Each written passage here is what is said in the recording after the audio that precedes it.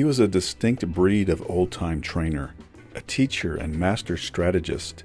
He was the only man to train Henry Armstrong, Sugar Ray Robinson, and Muhammad Ali, yet his name remains unknown to most boxing fans.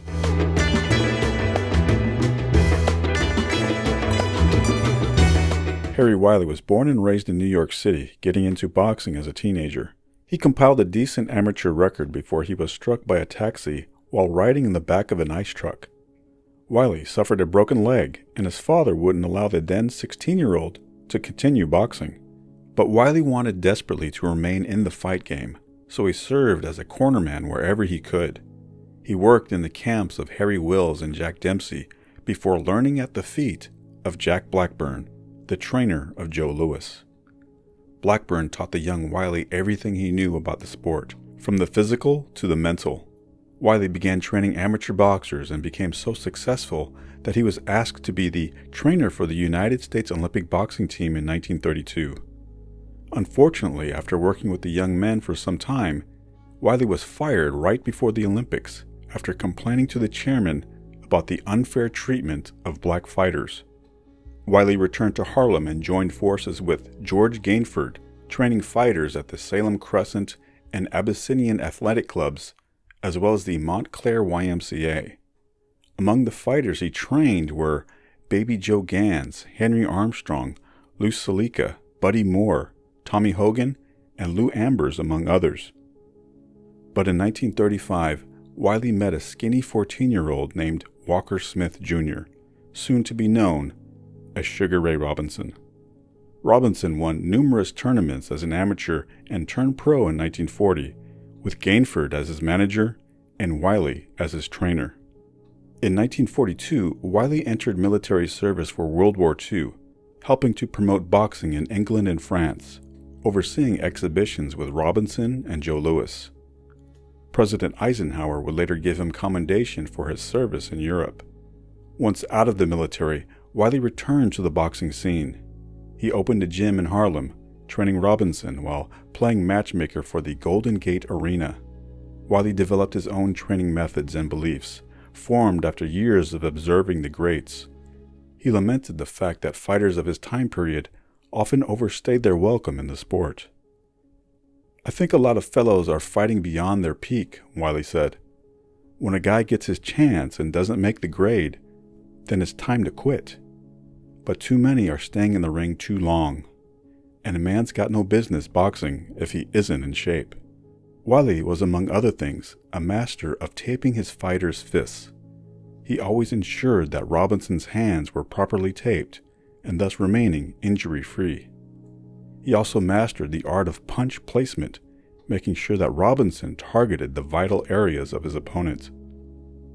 A meticulous man, Wiley studied film on all of Robinson's upcoming opponents. When no films were available, he'd catch a gym workout or a live fight, then create a strategy to take advantage of the weaknesses that he spotted. Wiley was also of the old school when it came to abstaining from sex before a fight. "You find most fighters have enormous sex drives," Wiley said. "I've seen the time when you had to feed some of them saltpeter to keep them cooled off. They build up this tremendous store of vitality and drive, and just a few rounds in the ring is not enough release." Wiley theorized that Sonny Liston used to take his sex drive out on his opponents, knocking them out fast because his trainer promised that Lena Horne was waiting for him in the dressing room.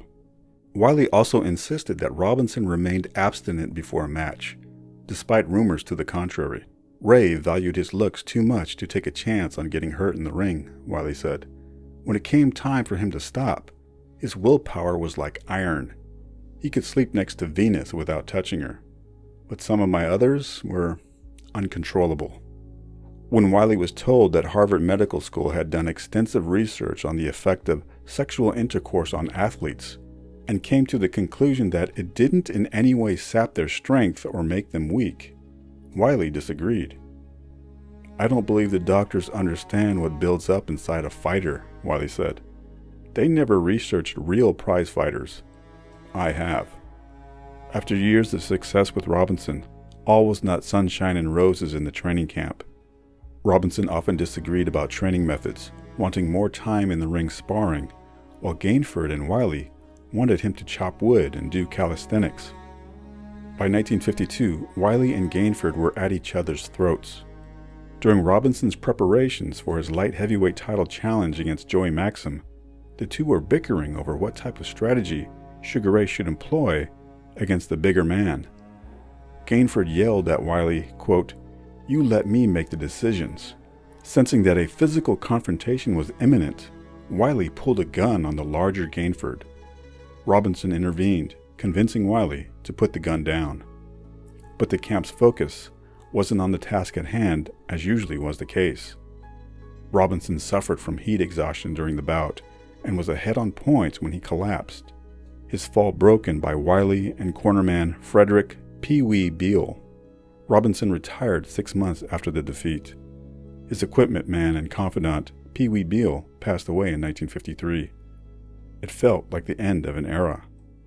Wiley turned to training other fighters. He had a heavyweight journeyman named Sylvester Fatboy Jones that he guided to upset the undefeated Cleveland Williams. He also became the night manager of Sugar Ray's Cafe, a place where the waiters and bartenders were all ex-fighters. Wiley stayed in the kitchen, making Italian dishes. In 1955, after being out of the ring for 2.5 years, Robinson began his comeback, with Wiley once again by his side.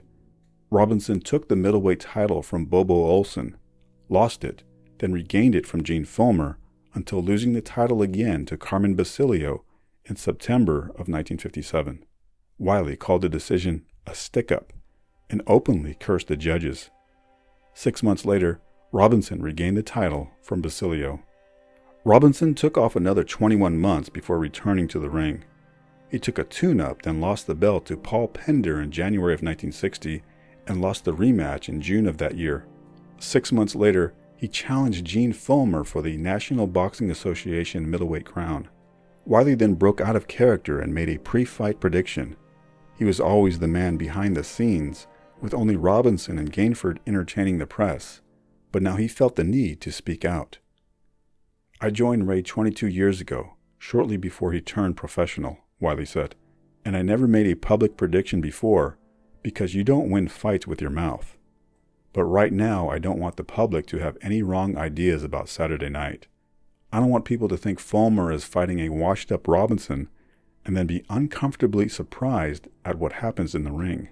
Robinson was a 13-5 underdog and fought Fullmer to a draw. Wiley now wanted Robinson to quit the sport.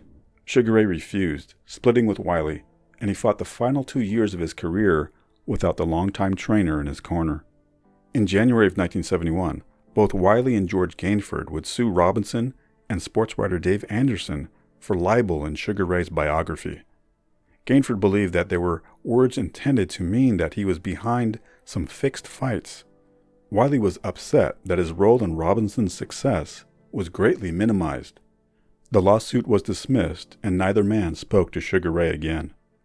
Wiley moved on, working with other fighters such as middleweight contender Carlos Marx. "Wiley was old and edgy," Marx said. "He always pushed me up the steps, rushed me into the ring. When I fought Benny Briscoe, he was shoving me up the steps when I tripped over the band around my robe. I suffered a big cut on my left elbow getting in the ring." In the summer of 1971, Wiley worked with Muhammad Ali, training the greatest for his bout against Jimmy Ellis. Ali was excited about the prospect of working with Wiley, saying that the old trainer had made Sugar Ray, quote, "almost as great a champion as me." Wiley had worked opposite Ali's corner years earlier when his fighter Sonny Banks knocked Ali down, only to get stopped a few rounds later. Wanting to work with Wiley for a long time, Ali allowed the old trainer to make changes to his training regimen and diet. "Most fighters use the medicine ball to toughen themselves up for a fight," Wiley said. "But Ali uses the gloves. He lets his sparring partners get him in shape. This is the most technical part of training. There are things you can't overdo and others you can't underdo." Wiley had Ali eat honey and supplement his meals with 3 or 4 teaspoons of blackstrap molasses. Ali was impressed with Wiley's ring knowledge as he taught the old dog some new tricks. in getting Ali to roll his shoulder to avoid the right hand. Angelo Dundee described Wiley's teaching style as quiet but effective. Wiley remained with Ali for his next fight against Buster Mathis, but the bout would be the trainer's last hurrah. Harry Wiley passed away on February 8, 1972, at the age of 63. Muhammad Ali gave Wiley's family $5,000 to help with the burial costs. He knew that Wiley was the last of a dying breed of boxing teachers, giving credence to the African proverb which states that when an old man dies, a library burns to the ground.